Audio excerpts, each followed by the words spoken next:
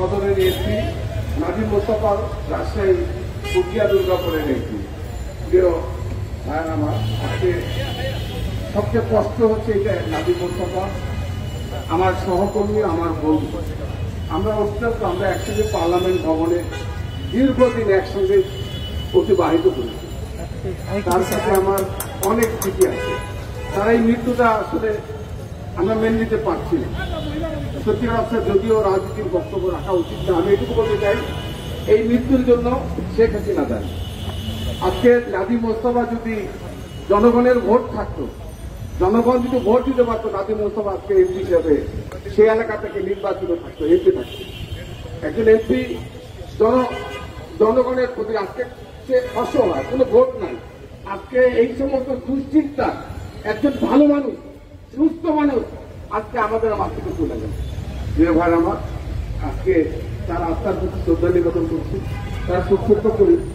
তার একটা ছেলে, তার একটা মেয়ে, আজকে তাদেরকে ছেড়ে এই পৃথিবী থেকে চলে গেল।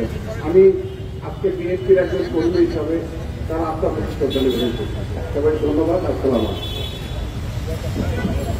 আমাদের মাঝে উপস্থিত রয়েছেন বিএনপির যুগ্ম মহাসচিব খায়রুল কবির খোকন, শহীদুল চৌধুরী আইনি, অ্যাডভোকেট আব্দুল সালাম আজাদ, বিএনপির ছাত্র বিষয়ক সম্পাদক রফিকুল ইসলাম বকুল, স্বেচ্ছাসেবক বিষয়ক সম্পাদক মীর শরাফত আলী চকু, সহ সাংগঠনিক সম্পাদক রাজশাহী বিভাগের আমিরুল ইসলাম খান আলিম, জাতীয়তাবাদী দলের ঢাকা মহানগর দক্ষিণের সাবেক সদস্য সচিব রফিকুল আলম মজনু, আমিনুল হক সাবেক সদস্য সচিব সহ অসংখ্য নেতৃবৃন্দ। যেহেতু বৃষ্টি হচ্ছে, এখনই আমরা নামাজের জানাজা শুরু করব। ডক্টর আসাদুজ্জামান রিপন, বিএনপির ভাইস চেয়ারম্যান উপস্থিত হয়েছেন। আমি এই পর্যায়ে প্রথমেই আমাদের প্রিয় নেতা সাবেক এমপি মরহুম নাজিম মোস্তফা সম্পর্কে কিছু বলার জন্য বিএনপির সিনিয়র যুগ্ম মহাসচিব অ্যাডভোকেট রুহুল কবির রিজভী আহমেদকে কিছু বলার জন্য অনুরোধ করছি।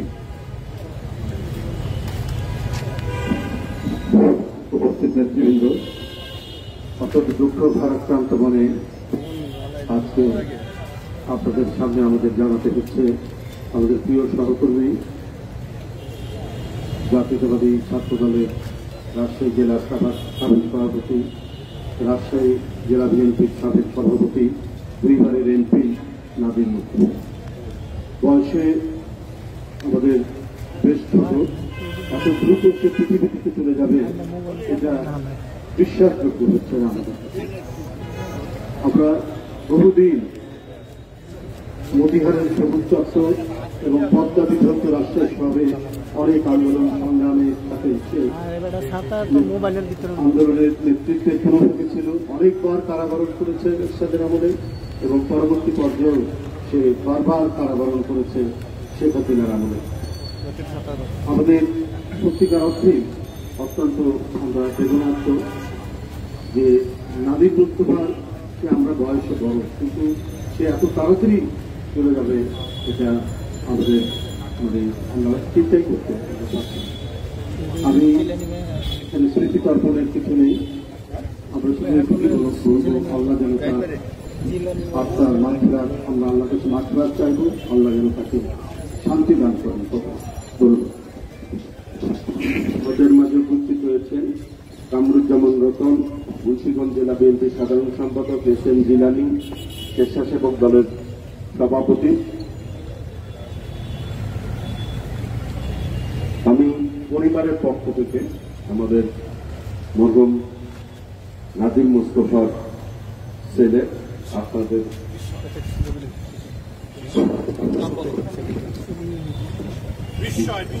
বিস্ময় আপনাদের সামনে কিছু বলবেন। আমার তো বেশি সময় নেব না আপনাদের।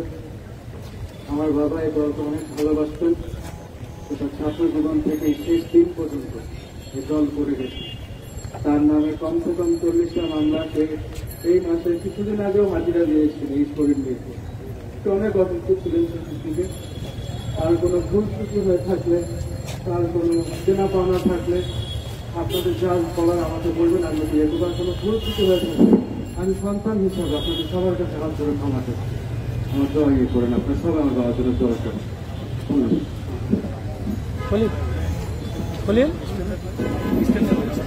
এবং আমাদের জন্য সবাই প্রস্তুত থাকি। আমরা জানাজা করাবেন আমাদের ওলামা দলের সদস্য সচিব অ্যাডভোকেট আবুল হোসেন।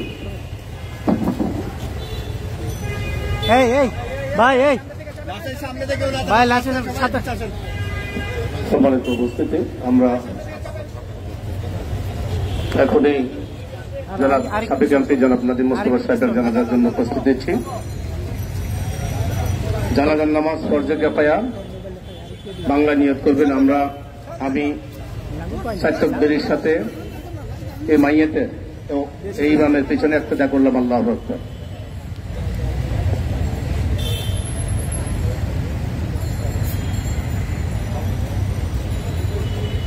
আল্লাহু আকবার।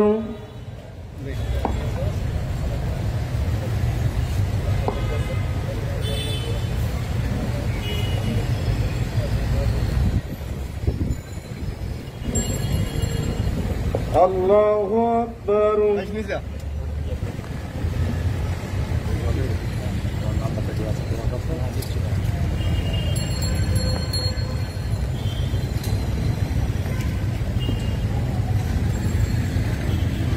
আল্লাহু আকবার।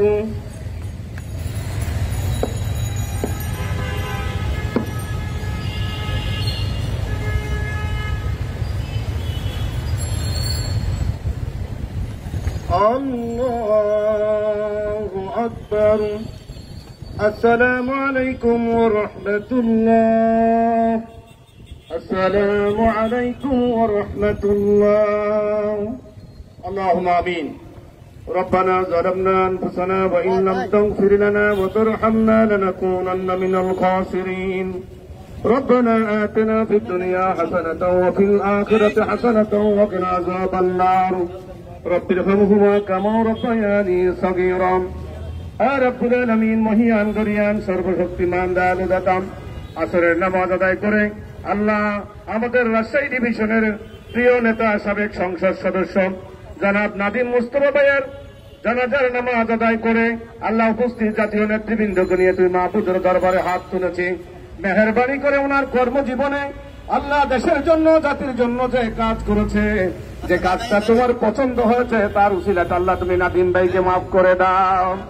আর রব্বুল আলামিন তার পরিবার পরিজন সকলকে এই শোক সইবার মতো তুমি তৌফিক দান করে দাও। রব্বুল আলামিন বিএনপির যে সমস্ত নেতাকর্মী বিভিন্ন আন্দোলন সংগ্রামে নিহত হয়েছে আল্লাহ তুমি প্রত্যেকে জান্নাতের বাসিন্দা বানিয়ে দাও। আর রব্বুল আলামিন খাস করেন বাংলাদেশের রাখাল রাজা সাবেক রাষ্ট্রপতি স্বাধীনতার ঘোষক আল্লাহ শহীদ রাষ্ট্রপতি জিয়াউর রহমানকে তুমি জান্নাতবাসী করে দাও। আর রব্বুল আলামিন তার কলিজার টুকরা আরাফাত রহমান কোকো বানানের গোরস্থানে চিরনিদ্রায় শায়িত আছে, মেহেরবানি করে আরাফাত রহমান কোকে তুমি জান্নাতবাসী করে দাও। হে রব্বুল আলামিন খাস করে আমাদের নেত্রী দেশনেত্রী সাবেক 3 বারের প্রধানমন্ত্রী গণতন্ত্রের মাতা আল্লাহ জানেন সরকারের ষড়যন্ত্রের শিকার হয়ে আল্লাহ ক্যাঙ্গারে কোর্টের রায়ে জেলের মধ্যে বন্দী রয়েছে, মেহেরবানি করে এমন একটি পরিবেশ তৈরি করে দাও আমাদের মাকে মুক্ত করে আবারও এ দেশ এবং জাতির খেদমত করার তৌফিক দান করে দাও। আল্লাহ আমাদের মা অনেক অসুস্থ রয়েছে, মাকে পরিপূর্ণ সুস্থতা দান করে দাও।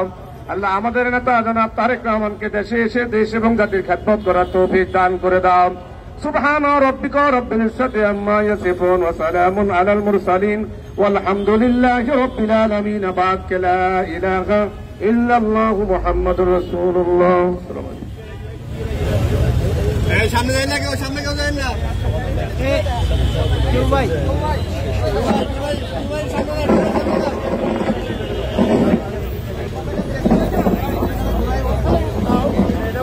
ভাই সামনে যাই না, আপনার সামনে খাইলে ঘুরে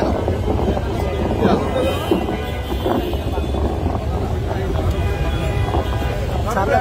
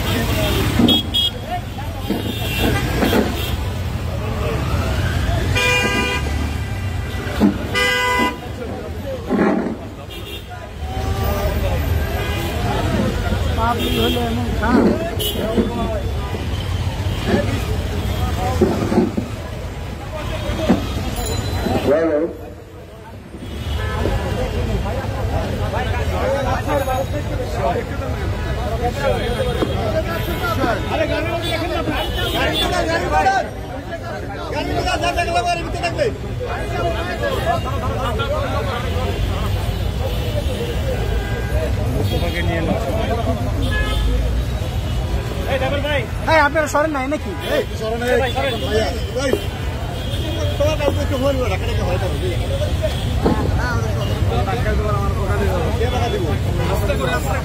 আমাদের ঢাকা দিতে বলছে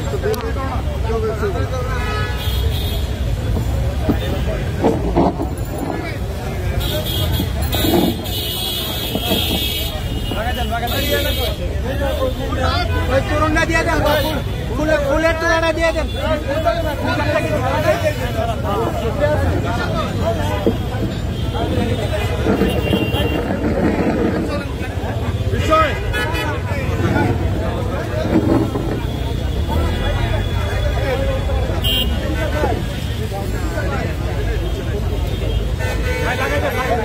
লাগা দেন লাগা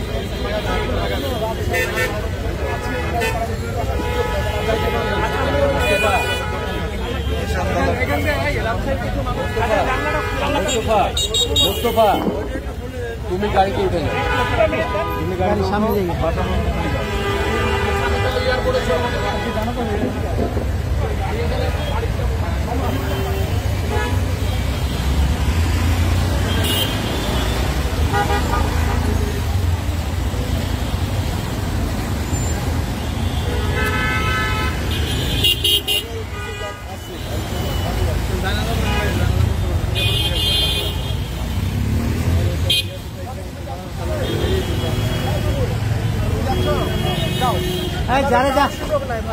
যারা নেওয়া নিয়ে নেন একটা কালো কাপড় একটা কালো কাপড় বাইরে রয়েছেন এখানে যাতে প্রশাসন কোনো সমস্যা না বুঝছেন যেটা একটা কালো কাপড় বাইরে নিয়ে